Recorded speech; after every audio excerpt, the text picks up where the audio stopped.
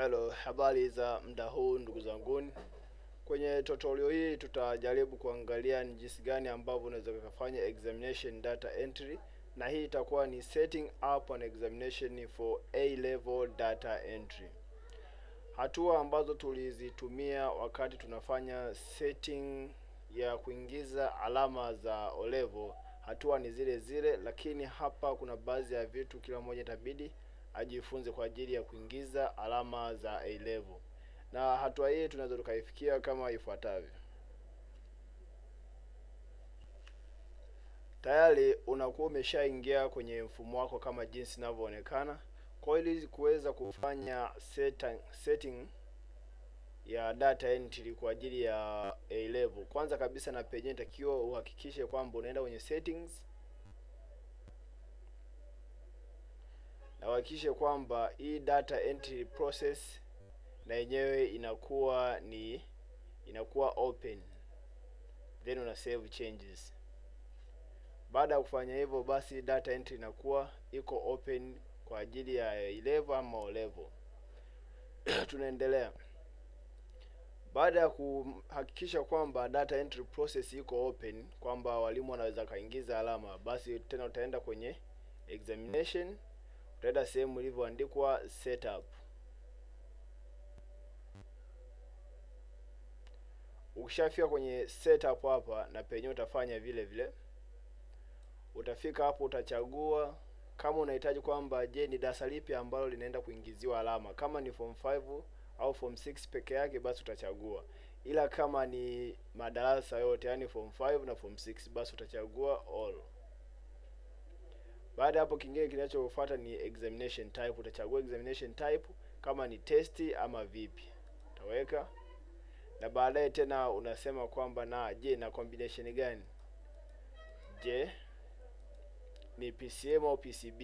Kama ni combination zote, basi usichague chochote, na kama ni masomo yote na penyewe, basi usichague chochote.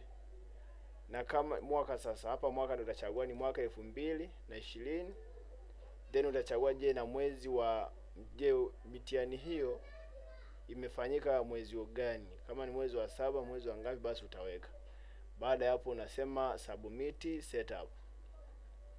Ukisha submit setup, basi utaangalia taarifa zako zinabadilika kama jinsi inavyoonekana, kwamba tayari tumeshaona kwamba current active examination itakuwa class ni madarasa yote, combination zote, examination ni test, subject ni all, year ni mwaka 2020 na month ni mwezi wa 7. Kwa hivi utakuwa unabadilisha kulingana na mahitaji ya mtihani ambao unahitaji kuingiziwa alama kwenye mfumo kwa wakati huo. Kwa hivyo ndivyo ambavyo unaweza kufanya setup ya mtihani kwa ajili ya kuingiza alama kwa ngazi ya A level. Pia tuweze kukumbuka kwamba kwa ngazi ya A level kuna paper 1 na paper 2 zimetawala sana. Kwa hakikisha unaenda kwenye settings, then advanced level, then unabonyeza subjects. Ukishabonyeza vile subjects, hakikisha kwamba masomo ambayo yanakuwa na paper 1 na paper 2, unahakikisha hapa kwenye papers, column ya paper kunakuwa na 2 hivyo hivyo. Lakini kwa masomo ambayo yanategemea kuwa na paper moja tu, basi somo hilo utaamua tu kulifanyia somo hilo utakuja kuwekea moja. Ila kama ukihitaji kubadilisha, kwa mfano general studies, labda kuna paper 1 na paper 2, utabonyeza hapo kwenye moja, itabadilika itakuwa 2. Ila kama ni moja, tena unabonyeza kwenye 2, inarudi kuwa moja. Na ikitokea kwamba labda somo la physics na lenyewe labda lina practical, kwamba wanafunzi wanatarajia kufanya practical, kwa mfano labda physics kwa mtihani wa mwezi wa 7 mwaka 2020, wanafunzi wanaosoma PCM na PCB wote watafanya practical, basi unakuja unabonyeza kwenye add kabla hujaanza kuingiza marks. Na ukishafanya hivyo, ukishamaliza zile marks za practical zikishamaliza kuingia, basi unakuja una remove tena, unaiacha hivyo hivyo, unaiacha kwamba paka utakapo compile. Ukishamaliza kucompile na matokeo yakawa yameshaandaliwa kila kitu, ndio unakuja kuiondoa hii remove, inabaki kuwa add. Kwa hapo marks zako hata utakazoingiza zingine, kwa kila unapohitaji kuingiza marks za practical, make sure practical unakuja unabonyeza add. Kukikaa neno remove inamaanisha kwamba hilo somo la physics basi litakuja kufanywa practical, na make sure kwamba hiyo remove inakaa kuwepo hapo hadi pale utakapokuja kucompile matokeo yako. Kisha maliza kucompile matokeo yako na ukatoa na report kila kitu, umeona, basi hii hapa remove, unaweza kaja ukabonyeza kwenye remove ili kusudi lile somo la physics listambulike kuendelea kuwepo katika nani orodha ya masomo ambayo yatakuwa na practical kwa ngazi ya A level. Hivyo utakachokifanya hapa kwa ngazi ya A level ni vile vile ambavyo unatakiwa kufanya kwa O level.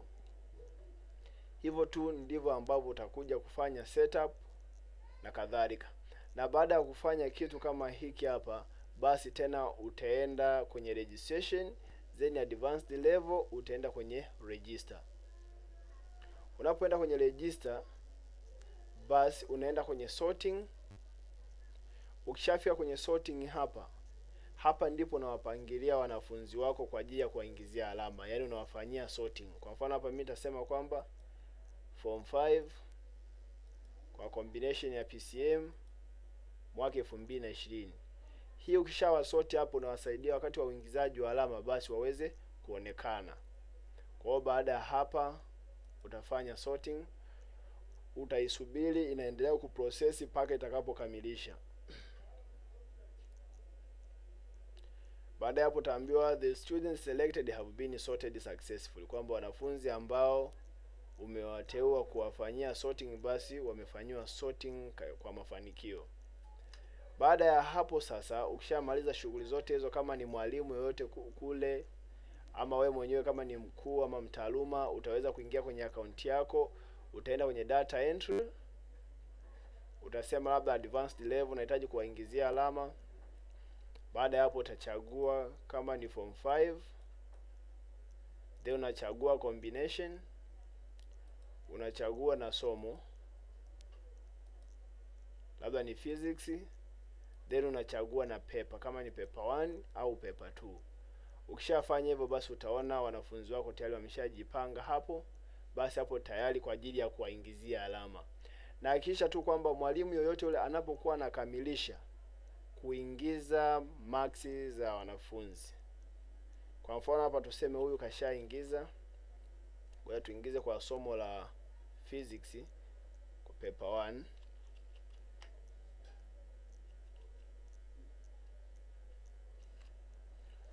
Baada ya kumaliza kuwaingizia alama zote, basi we hapa kitu ambacho utakuja ukifanya, utakuja kuangalia, utareview list.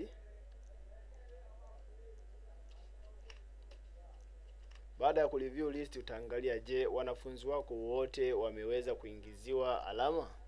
Utaangalia hapa subject ni physics 1, score sheet for non practical marks. Utaangalia hapa combination marks na grade zao jinsi zilivyo. Na pia hapo ukiangalia kichwa cha habari hapa kimesema form 1 annual examination results, ili kuona jinsi ambavyo unaweza ukafanya settings kwa ajili ya hizi nanili headings. Ukiangalia kwenye baadhi ya video huko nyuma zilizopita tumeonyesha jinsi gani ambavyo unaweza kufanya heading setting. Kwa hivyo ndivyo ambavyo unaweza kaingiza alama.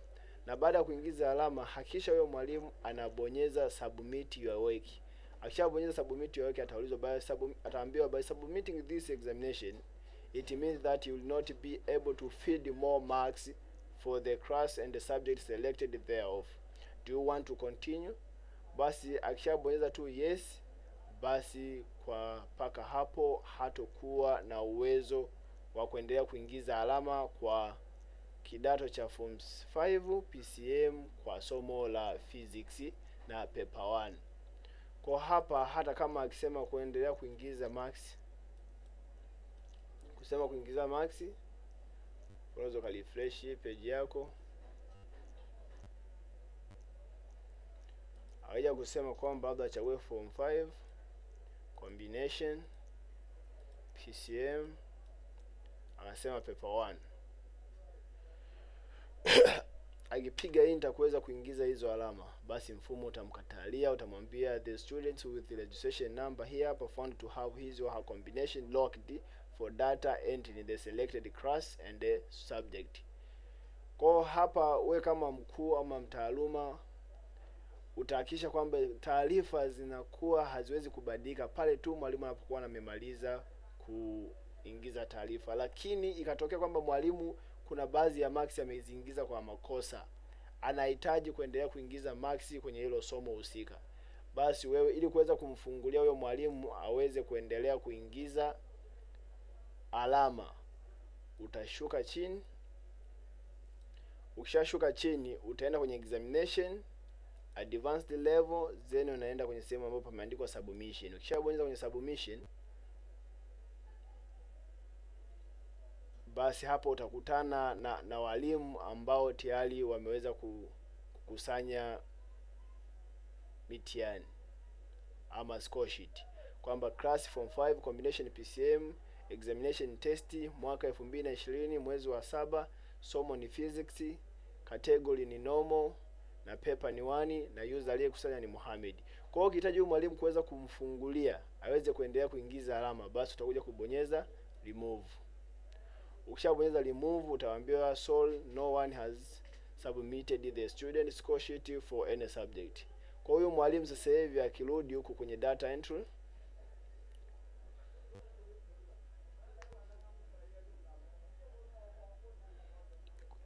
kwa ajili ya advanced level,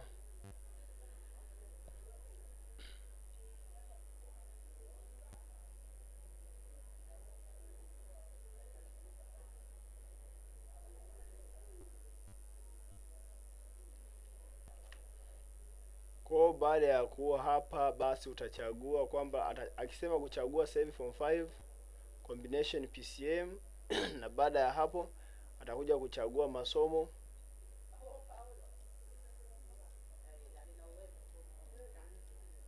labda physics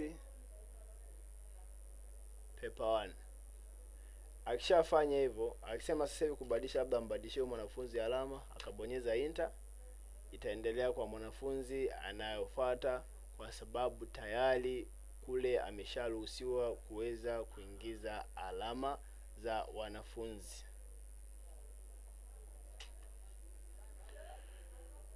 Kwa hivyo ndivyo ambavyo unaweza kufanya setup ya wanafunzi wa kidato wa A level, yani form 5 na form 6 kwa ajili ya kuweza kuwaingizia alama zao.